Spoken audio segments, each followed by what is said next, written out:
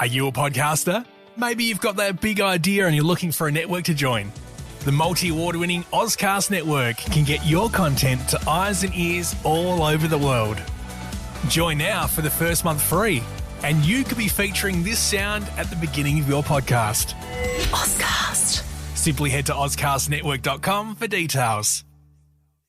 This week at Safeway, shop the 10 for $10 produce sale. With the 10 for $10 produce sale, get items like large avocados, mangoes, green, red, orange, or yellow bell peppers, cucumbers, large lemons, or 16-ounce bags of Signature Farms baby-peeled carrots for the member price of just $1 each. Plus, select meats like Signature Farms 80% lean ground beef and Signature Select extra meaty pork loin back ribs are buy one, get one free this week. Hurry in before these deals are gone. Visit Safeway.com for more deals.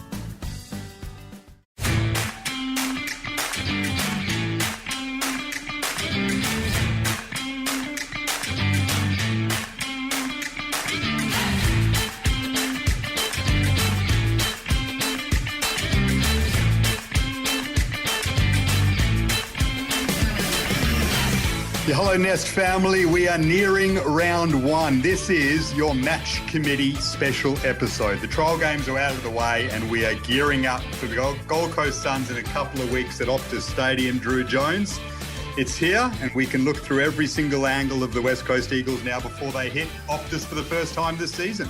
Garby, hello. It's starting to feel a bit more real now, isn't it? We've seen actual match play, and there's been plenty of incidents around the AFL. There's plenty happening, plenty of news as far as West Coast goes. So, yeah, there's definitely a tangible feel in Melbourne about that footy's nearly back, and I reckon that's reverberating around the country at the moment. So, very excited. Big show today. So we'll go through the positives and the negatives of the pre-season, namely the clash against Freo, the final pre-season game that the Eagles had.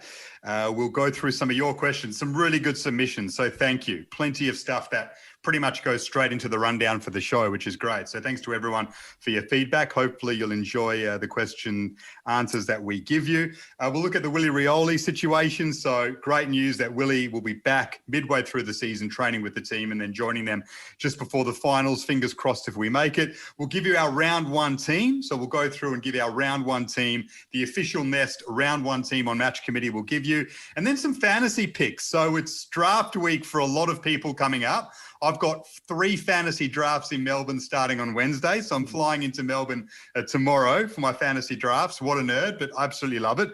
So some of the Eagles picks that we think could figure in your drafts or in your dream team selections, super coach selections, whatever game you play. So that's something to watch out for at the end as well. But the win over Freo, Drewy, 10-point victory, doesn't mean much, but it's all about positives and negatives, of course. And thankfully, there were no major injuries like we saw for Cam Rayner at Brisbane last night, which is just horrible. So we've managed to escape unscathed. Yeah, it was one thing I was going to say, actually, is great to get a win. And probably after they gave us a bit of a touch-up in the sort of less traditional behind closed doors practice match, it was good to at least get a win under your belt, even if it doesn't mean all that much in the scheme of things. Great that we got through, not completely unscathed. Of course, we're really hopeful that Zach Langdon's doing okay after that concussion with Nat Fyfe.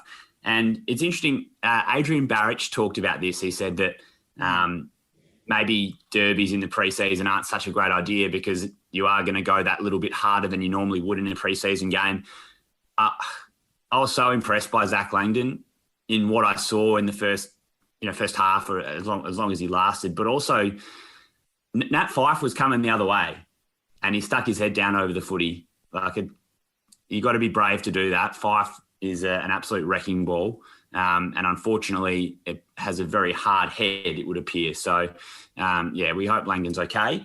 But I thought Fremantle started pretty well.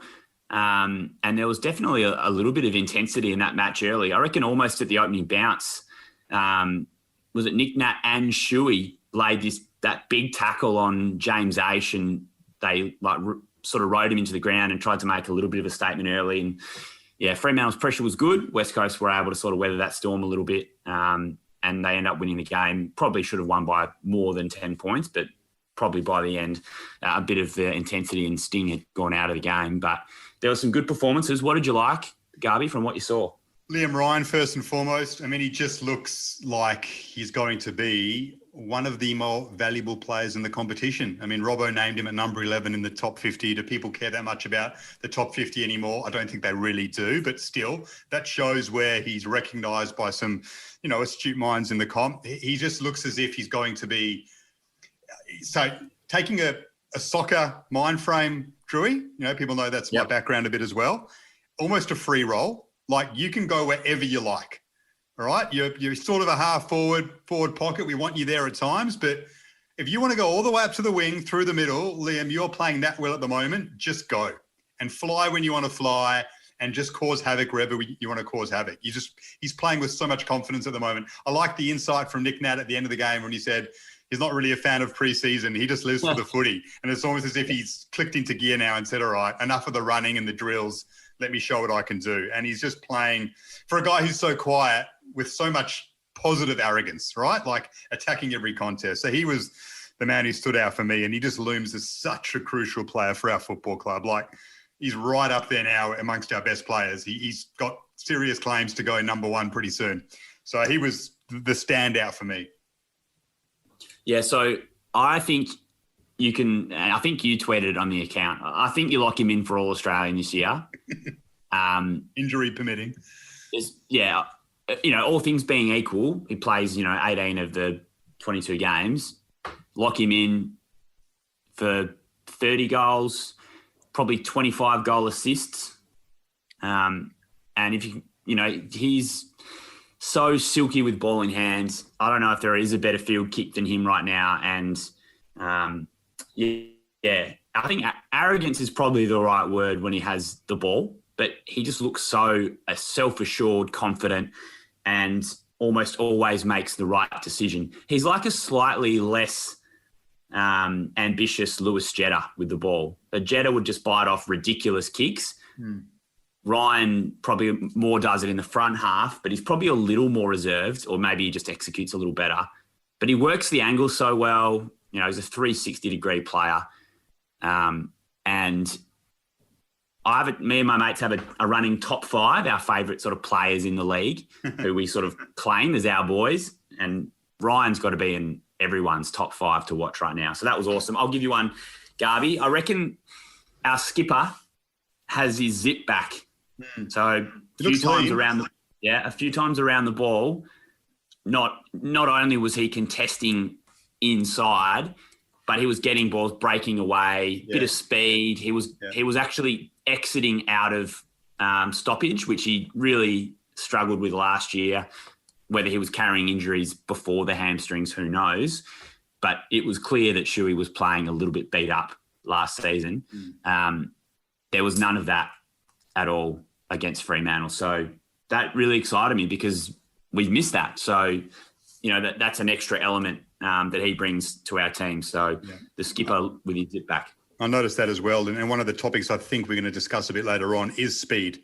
Is that a bit of a concern for us? So, Shuey showing a bit of that famous zip is encouraging. Liam Duggan was really good. So he plays midfield to start round one, especially in the absence of Elliot Yeo. He gives us that defensive midfielder, someone you can put on a star and say, lock him down, but you're a good kick and you're a good runner, so you can work him the other way too.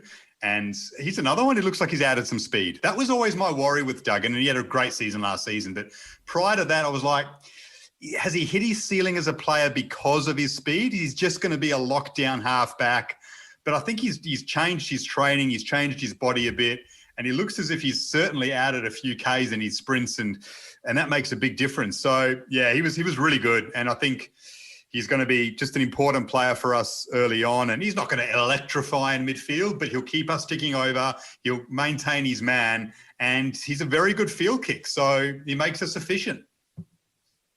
Yeah, loved what I saw from him. He's going to be a versatile midfielder for us. He's got more than one trick, and maybe that's partially because he's going into the midfield without a major strength. He's not an out-and-out midfielder right now, but he could fill a variety of roles for us. He could play as a defensive winger if we wanted him to. He can play through the middle. He's tough enough, and he's got the haircut to potentially get himself a few Brownlow votes as well. So another one from me, Petruccelli. I liked what I saw from him. That goal that he kicked was really nice. When the ball hit the ground, he was moving quickly.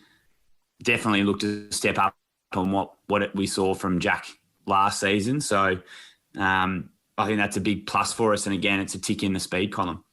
Yeah, Adam Simpson said afterwards, reading between the lines, he almost said he hinted at Petruccelli maturing a bit, almost as if he was a bit of a kid prior to this who got by on his pace. And that's sort of what he mentioned, reading between the lines in his post-match press conference, that he's realised what you need to do in order to step up at AFL level. I still think he's got a long, long way to go. I really like him, and I've got high hopes for him. I think he can be such a valuable addition to us. I'm not quite sure where he fits in yet. Still a worry if he's got the tank to, move up through the midfield enough.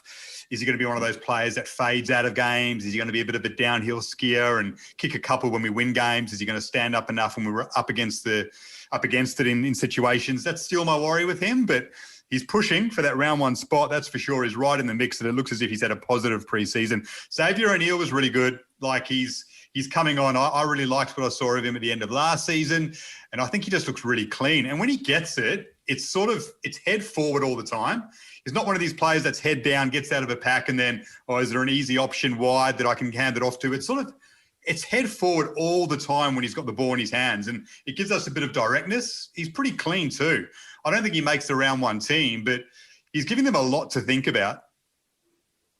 Yeah, agree.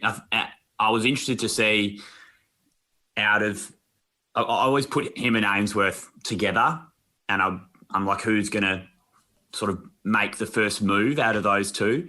And I thought it was going to be Ainsworth, to be honest, probably because I liked what I saw initially when Ainsworth got a game a couple of years ago. But yeah, O'Neill, yeah, he was good. I was impressed by him. Another big tick for me was Jermaine Jones. I like him. I love his story. And it looks like he fits in pretty well. And he seems like he's got a pretty good skill set. Backed into a pack, took a hit for the team when the ball was lobbed up inside 50. So he's not going to shirk responsibility. If we wanted to play him in the forward 50, I feel like he could do a job for us. And then he looked good around the ground, bit of pace. We know he's tough enough, and his skills look neat and tidy. So I don't know about you, but I've definitely got him in our round one team. I think he looks good. I do as well. Is he the most under the radar Eagle we've had in the last 2 years? He's just, rookie list player, was given a chance amid the chaos of the start of last season, looked really good, then copped that injury. We sat here a couple of months ago and did our team for round one before we knew a bit more information like we do now. I don't think we had him anywhere near it. And he's popped up and looks a likely chance. And by all reports, he's floating through the midfield as well.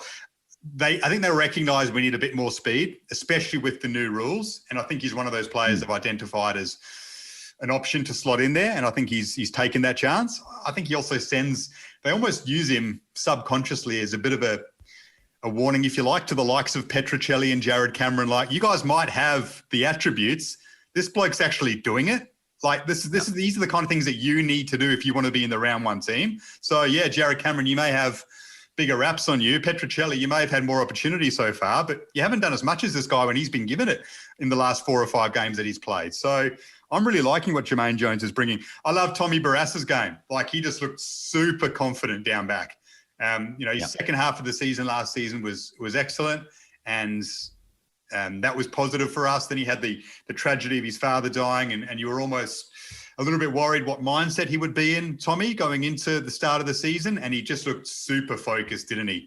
And he just makes our back line so much stronger when he's taking those big marks.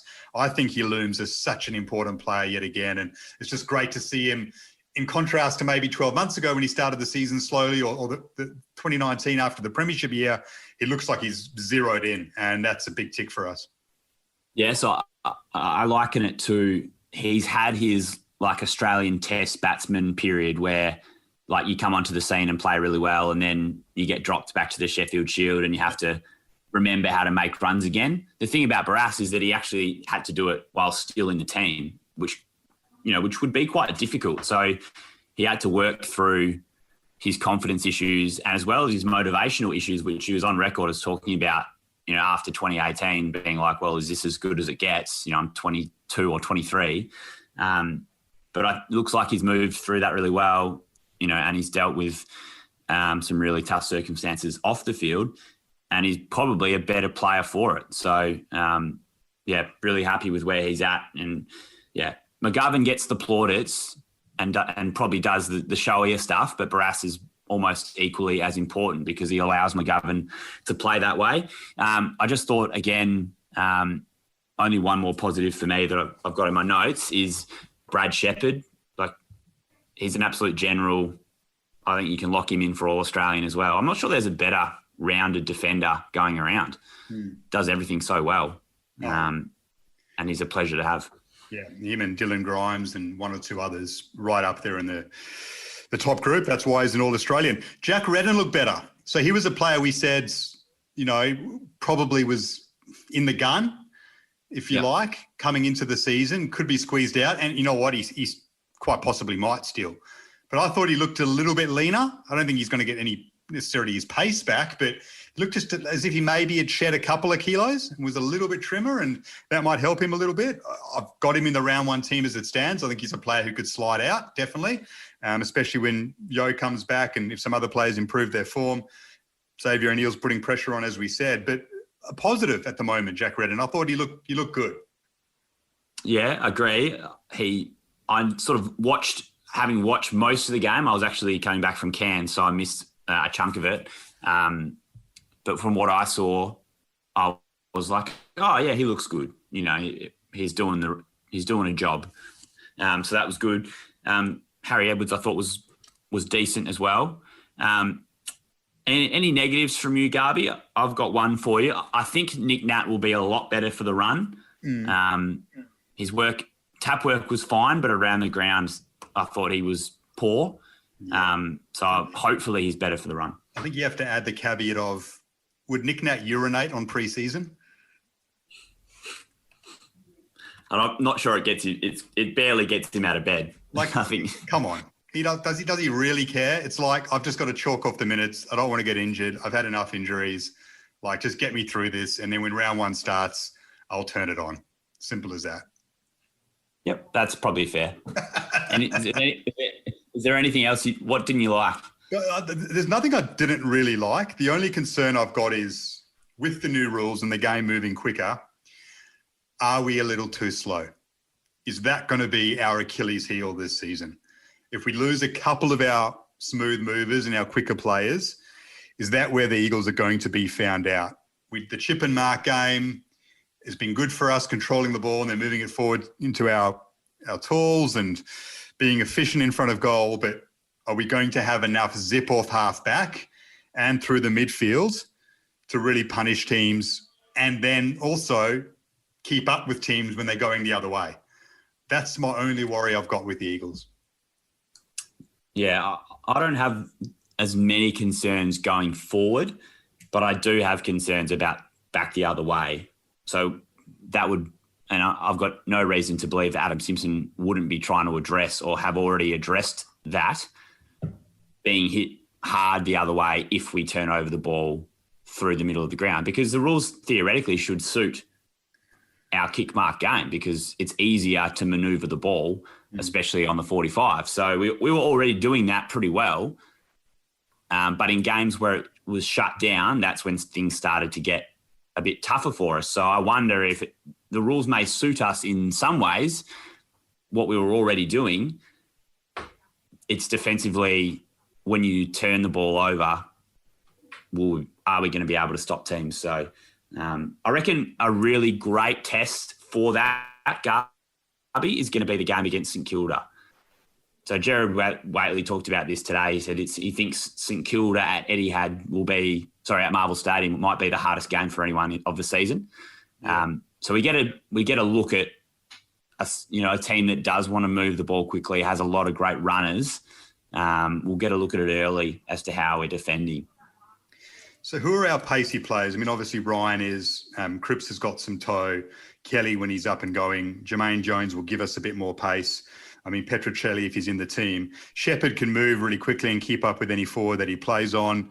Thomas Cole's fine. But it drops away a little bit. We compared to a lot of teams, we could be a couple short in the speed department. And I think that is my main concern about the Eagles going into the season. If we have injuries like anyone, it hurts.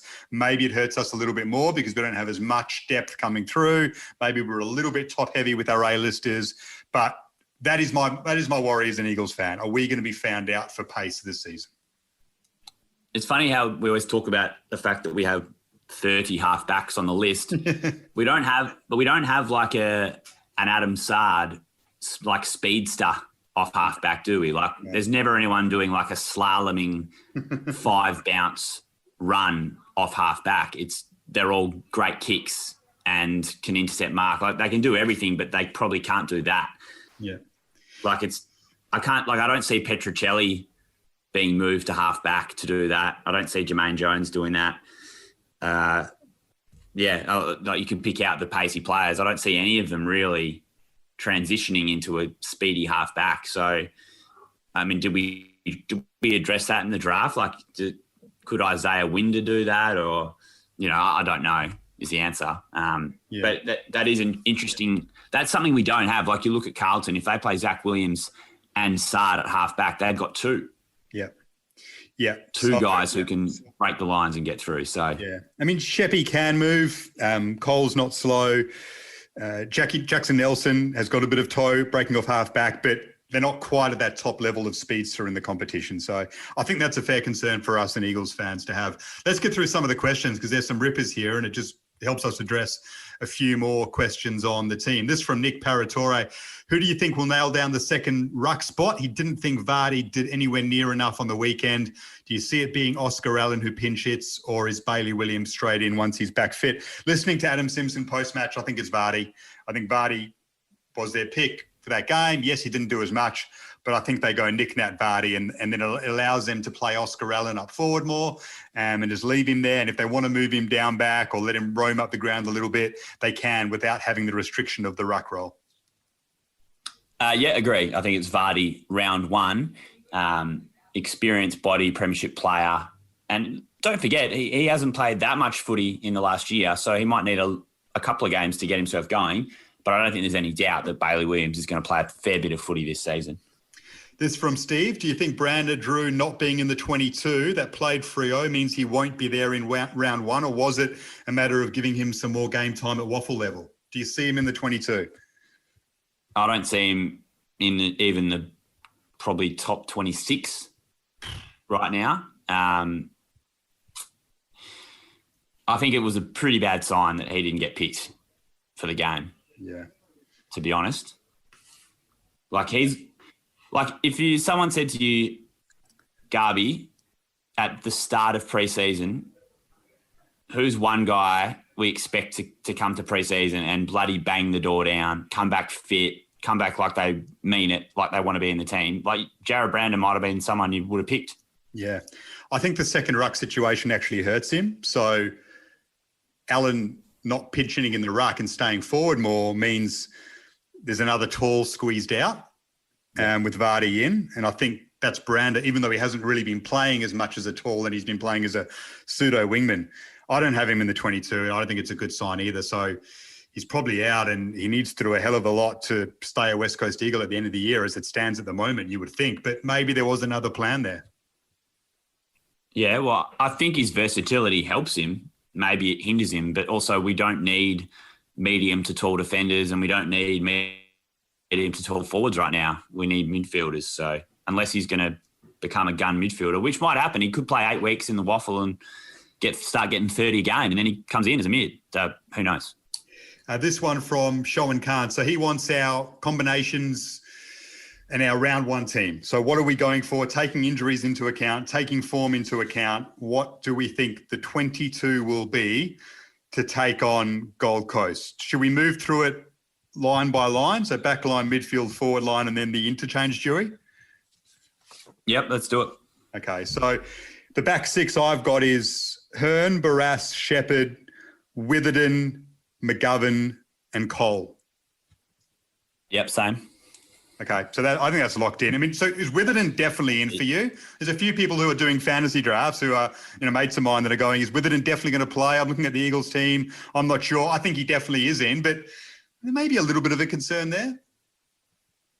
No concerns for me. Okay. The Duggan decision makes it so easy that he's an absolute lock in the back six. I just think we've recruited a gun kicker and the rules are going to help kicking out of defence this year. So, I mean, I'll have him in our team every week. Yeah, I mean, I've got him there as well. So that's our back six.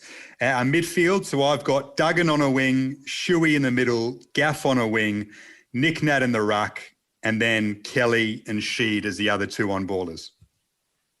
Yep, same for me. Exact same. Great. All right, so that's pretty straightforward. And then getting to the forward line. So Cripps, Darling, Ryan, Allen, Kennedy, Jermaine Jones. The six forwards for me. Yeah, I've got Cripps, Darling, Ryan, Allen, Kennedy, and Petruccelli. Right. As starting forward pocket. Pace, liked what I saw. And I guess just to move forward the conversation, I've got Jermaine Jones on the interchange, partially because I see him essentially playing he's going to play midfield and forward, and sort of wherever the Simo wants to plug him in. Okay, so who are your four interchange players then? So Jones, Nelson, Redden, and Vardy. All right, so I've got Redden, Nelson, Vardy, Rotham. So I've got Rotham in, Petruccelli out. That's the only difference to your team. Yeah. Okay, that's pretty close. I don't think Petruccelli's quite done enough yet. Could be in. I think Rotham looked pretty good. So Rotham in for Petruccelli. Other than that, we've got it exactly the same. And that was without discussing it, ladies and gentlemen, before. We just both scribbled down our teams and said we'd try and do it together. So, yeah, it seems pretty much nailed on now. And that's a pretty solid side. I mean, we've got Elliot Yeo to come back, which is massive, of course. That's going to be an enormous inclusion when he does. And then Jake Waterman's one who you think would be able to squeeze in based on his form last season. So we're pretty much close to full strength apart from one gun. Yeah, so and then Langdon as well, potentially. Yeah, I would have had Langdon in the team, probably ahead of Petruccelli, maybe Jones. But I think Jones has done enough, considering he's going to play midfield. So, yeah, Waterman for me is also in the best 22, but probably hasn't done enough fitness-wise to get the nod round one. So, Yo, Langdon, Waterman, as far as a three to come back. And then, if we were doing emergencies, I'd probably have Rotham, Xavier O'Neill, Bailey Williams, sort of around the mark. Yeah, O'Neill, Petruccelli for me. Haven't got Petch quite in yet. So, mate, we're pretty close to it, and it looks a pretty solid side. Certainly should be good enough to beat Gold Coast as much as they're improving. And then, as we've discussed on previous episodes, our draw is really tough early. I think if we can get out of those first 6 games at 3-3 at the least, we'll be in a pretty strong position to go on a good run and be in a strong position in the 8 come the halfway mark of the campaign. But who knows, maybe we'll catch a few teams on the hop early on and be right up there. Candace is always brilliant on the messages. We love our Nest family. There are lots of great fans, but I think Candace is the clubhouse leader at the moment for the amounts of feedback we get, Drewy. So she's doing a great job right now. Yeah. She wants to know about Oscar Allen playing fullback. She doesn't like it. They need to settle him in a position. Do we read anything into that? Oscar Allen being thrown down back on a few occasions? Well, remember he played down back in one of his first games for West Coast when we played the Lions away from home, the last game of 2018 regular season, I reckon. And he was on standby to play in the grand final as a backman when McGovern was in hospital. Yeah. So we know he's got the versatility. For a young player, I don't mind them playing multiple positions, just to have a full-rounded football education. But like watching him on the weekend, like being sort of the second banana with Darling, he looked bloody great up forward. Like Brad Johnson's on the bandwagon in a big way. Yeah. He reckons he could be the best player in the comp. So, and I agree. So, yeah, he's a forward. If we have to do some juggling, Garby, with our talls because of the amount that we have to play, yes, he is a candidate to go down back if they're giving McGovern or Barras a rest or if someone's getting off the chain. So, yeah, once Kennedy and Darling are back, yes, Allen has to be a bit more versatile. Yeah, I think maybe they're trying to broaden his education. Like, if we need you to play down back at some stage, let's play him down there now so he learns a little bit more. It's also quite handy for a developing forward to, study the backmen a little bit more and see what they're doing, and that maybe helps you become a more damaging forward. But I think when the real stuff starts, it's Kennedy, Darling, and then Oscar. You just float and take advantage of, the third tall backman and wreak havoc, and I think he will. So, yeah, that's going to be something I reckon that transpires, and I wouldn't read too much into him going down back. But if we do have a couple of injuries there, touch wood we don't, maybe he has to fill in there at some stage. Candice also wants to know about the game plan, which ties into the Eagles potentially being a little bit slow. She says, do we need to change our game plan a bit? Are we still going with the same kick mark? And then going forward, is that going to catch us on the hop a little bit? I think it's a reasonable query. Do we need to have a little bit more pace off half back rather than just chipping it around? Yeah, so adding an extra lever to our game style is what made us a better team after the 2015 grand final. Like in that 2015 season, we were a great team, but there were days where you'd watch us play and in the first 10 minutes, you'd be like, I don't know if we're going to win today. Like, this other team seems to have our measure. And that's how we're going to go from a side that's finishing fifth to a side that's competing again for a premiership. So, yeah, when you look at some of the personnel, like Jermaine Jones is an indicator, Petruccelli an indicator. Like, they're players who were in the team who you can see they're trying to do something a little different. Like, that's what we did from 2017 to 2018, right? We talk about it a lot. Ryan comes in, Rioli comes in, things change, the game plan changes. So I think there are indicators there that it may happen, but I still think the kick mark is going to be our one wood. That's what suits Optus Stadium. But if we can add a little bit of pace to balance things out, and that'll work for us.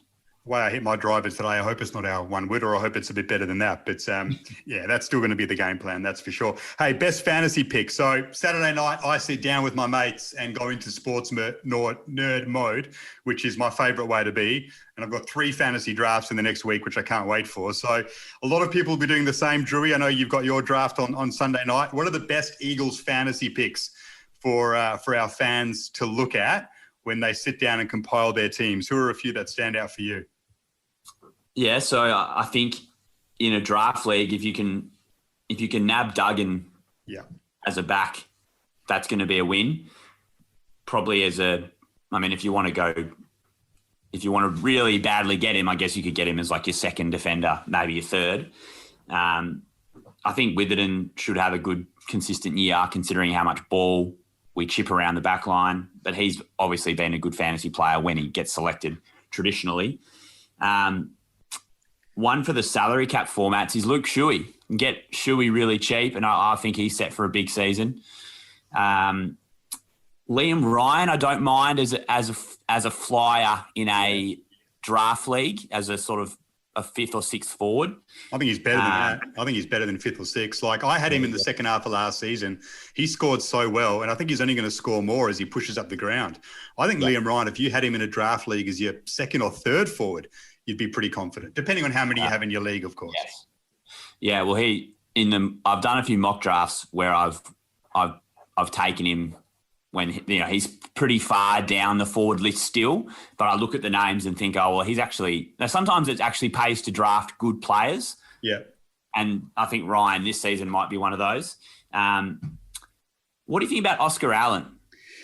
Yeah, well, he's a ruck forward, so that's handy. So you can play him as a ruck potentially. I think he's going to continue to score more and more. So I think he's a decent late pick forward option, and then can double up as your second ruck. If your ruck gets injured, he can fill in there. So he's really good in that respect. Yeah, Duggan for me as well. So in a couple of my leagues, we've got the father-son option. I had Duggan last season, and he's my nailed-on father-son. So I'm retaining him because he's only going to score more, and he's going to move through the midfield and probably be a back centre, within the first 6 weeks of the season. Ryan's another one I've got in the league as a father-son, so can't wait to have him again. I think Tim Kelly has a really big fantasy season. I think he could have a really big campaign all up. Like, I'm looking at Brownlow odds now, 34-1, and I'm thinking his value. He looks so much leaner than the start of last season. I know he's had that thumb problem, but that hasn't stopped him running. And he can also, another one like Nick Nat, he doesn't blink an eye at the preseason. Just get him ready for round 1. Like, I think he's going to rip it this campaign. And then with the longer quarters, watch out for Andrew Gaff. He's going to get back to his absolute best. Like, I'm looking at one of my drafts. I may have to take a ruck first round, and I'm hoping that I get Gaff on the way back. And I'm thinking there's a good chance I might, and I could take him as my number one mid. Yeah, he does his best work in red time. Yeah. So the game's going from about 95 minutes to 130. So, I know Gaff's a good call. What was I going to say? Play the elevator music. West Coast. What am I looking at? Oh, where do you take Yo? That's what I was going to ask. How long do you wait to take Elliot Yo? So in our draft, if you draft a player after pick 110, you can keep them for the next season. Yeah, so we got the father-son rule as well. If it's after round 15 in my league, you get him father-son. So someone will try and say, Joe will go earlier than that because a lot of people will gamble on him coming back a month in. So I think he probably goes in your 5th or 6th rounds potentially.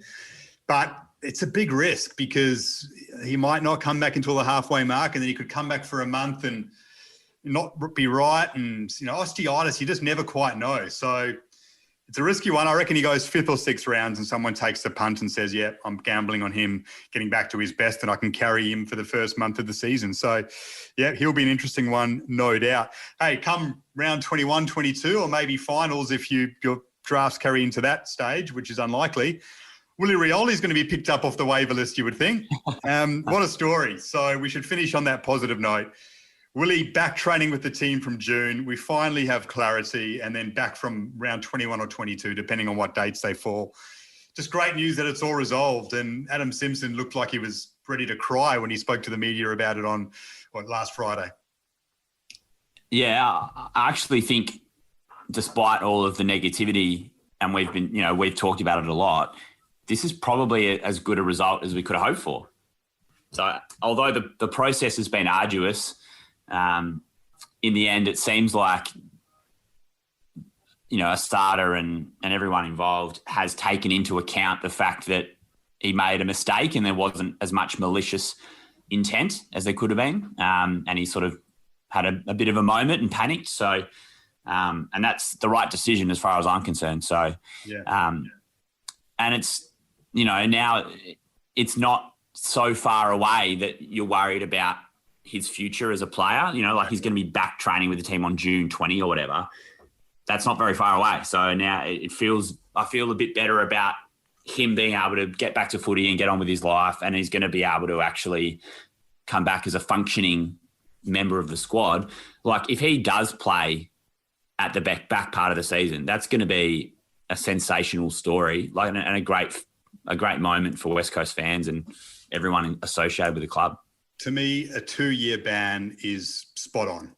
So that is the perfect ban, I think, for what Willie did. Now, he didn't do anything malicious. He wasn't trying to gain an advantage by taking performance-enhancing drugs. What he did was incredibly stupid by trying to mask what he had taken. And they need to ensure there's a strict penalty there so that people don't do that for performance-enhancing drugs. That's why it exists. Yeah.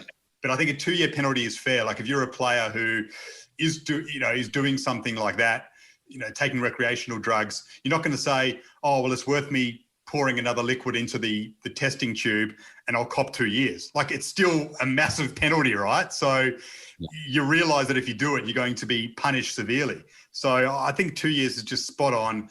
Lucky Willie's young enough and was enough of a late bloomer that his body's still ripe to go. And I think if he's in the right frame mentally and his conditioning's good, which by all reports it's okay, coming in and training from June, he could be ready to go. Maybe not at the end of the season because we could be far into a campaign. Who knows where we'll be by then? But start of next season, it's just a quality player to bring into the mix. He's still probably got 3-4 years of top quality football to give you. Yeah, well, we can win another premiership while Willie's at the club, and we want him available while we're contending for a premiership. And also we want to watch him play because he's a great player. And I wrote about his situation for the Nest on the Patreon and sort of went back a little bit and looked at his career. he's had to do this before, like to get drafted when he went to Glenelg from playing in the top end. He lost 16 kilograms to get drafted. So he got fit. He's done that before. Then at the start of his West Coast career, bad hamstring, went up to Darwin, got unfit again, came back, got fit, started playing waffle, nearly got back in the team, or nearly got a debut, sorry. Then has a big preseason, 2018, we know what happens. And then he had the stress fracture in his foot at the start of the next season. So it's like he's been here. He's built conditioning from a lowish base before. So I'm pretty confident that he's going to come back, ready to go, well-rounded, and hopefully better for the experience. Better person, better player. What I also noticed, so I thought Nick Nat's tweet was great. He did the Free Willie GIF, which was fantastic. And I saw Patrick Dangerfield underneath tagged in another player and gave like a big thumbs up. And I'm quite sure it was another player who's on the AFL Players Committee with Danger.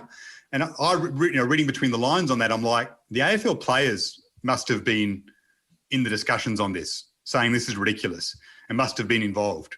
I reckon that's what I read out of, Danger giving it the big thumbs up and tagging in another player. I'm just trying to look this up now. I'm interested in this because I'm nearly all the way through organising a sit down with Paul Marsh and maybe Danger or maybe one of the other players on the AFLPA board. So I'll be interested to ask that question, whether they had stepped in or been a part of it, because every player's worst nightmare, and they're watching Willie go through it. So I'm sure there would have been a lot of sympathy for him. Yeah. So, right, mate, what else have you got for me? That's it, mate. I think we've been pretty comprehensive today. I think we're set for round one. I think we've done our pre-season, Drewy. We've got our team lined up. Now we just sort of wrapping up in cotton wool and tapering off, as they say, and getting ready for Gold Coast round one. We will, though, between now and then, have a special Nest podcast. Tell us a bit about it, mate.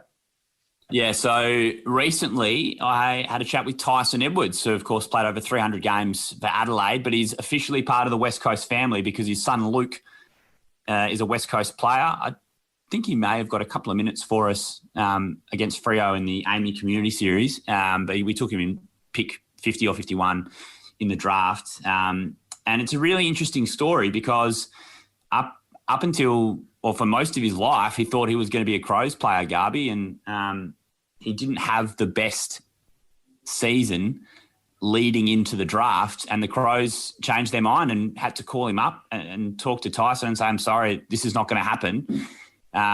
Good luck with your AFL career. And West Coast pounced. So, Tyson said to me that as soon as he got drafted, they went to the Adelaide AFL store, bought a bunch of AFL merch for themselves, Eagles merch, and they even bought some for Luke's mates and gave it all out as Christmas presents to all of Luke's mates. So, brilliant. Just we'll get a bit of an insight into what Luke is like as a player and a person. Nice. And also ask Tyson about his feelings towards West Coast since we knocked Adelaide off in a couple of prelims. Yeah, I wanted to know, what did you have to say about Judd Kerr, Cousins and co? Ask all those questions. I'll be on the pod. But it would be fair to say most of the worst heartache of his career is actually caused by West Coast. So the fact that he's now owns a scarf and a hat is probably, it's amazing really what happens in footy. Fantastic, mate. Our scarves and hats and duffel coats and player badges aren't too far away from coming out of the closet for another season, Drewy. We're ready to go again. Very excited. Round one will be upon us soon, and we'll be providing more analysis and more of your feedback as well when that comes around. Can't wait for it. Gold Coast in a couple of weeks' time, just about. So, Nest family, thanks so much for listening to this, and keep chatting to us on Twitter, Facebook, and so on. And let's get fired up for the Suns in Perth to start the season, and hopefully a big 4 points. Garby, thanks so much as always. And just to everyone listening, enjoy the last weekend where there's no footy. See your mum. Have a beer with your dad, hug and kiss your loved ones, because we're about to settle in for 26 weeks, hopefully, of West Coast footy. Yeah, go out, breakfast Saturday, breakfast Sunday, Saturday night, Sunday night. If you've got a partner who gets annoyed at you, because you have to pick these moments to stay at home and cancel arrangements. So, no, I can't go for dinner Saturday night. The Eagles are playing. Do it all now and get some ticks and get in the good books, because you know you're going to be causing some heartache when the season comes around. And at 8:10 on a Saturday night, you have to be home to watch the boys. Yeah, Candace especially, if you're listening, which you are, spend some time with your loved ones, because it seems pretty certain you're going to be locked on West Coast for 26 weeks. Love it. Thanks, Nest family. Go Eagles.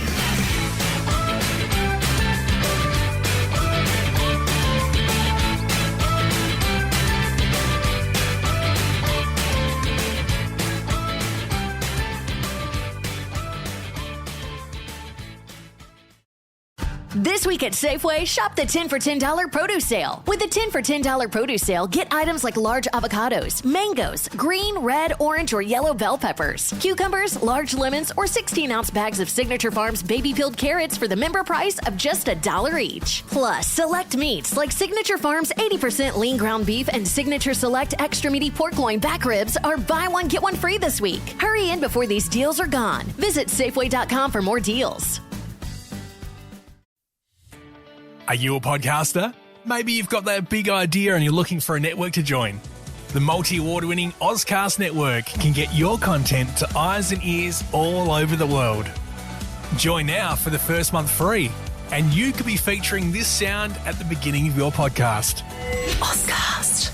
Simply head to ozcastnetwork.com for details.